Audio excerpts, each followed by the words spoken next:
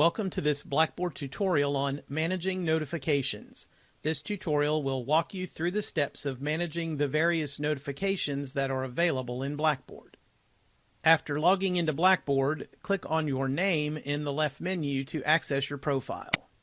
Notification settings are listed in the lower right. Stream notifications relate to the activity stream located in the left menu. For more information about the activity stream, please see the video entitled Activity Stream in Blackboard. As you might assume, email notifications relate to notifications you can receive through email. Push notifications relate to the Blackboard app for mobile devices. Let's start by clicking Stream Notifications. A new panel will slide out from the right edge. You can see a list of categories for the notifications you can manage. Click the chevron beside a category to view its notifications. You can turn off a specific notification by unchecking its corresponding box. You can turn off an entire category by unchecking its corresponding box.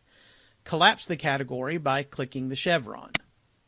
To edit email notifications, click the email icon at the top. You can choose whether to receive email notifications right away or only once per day.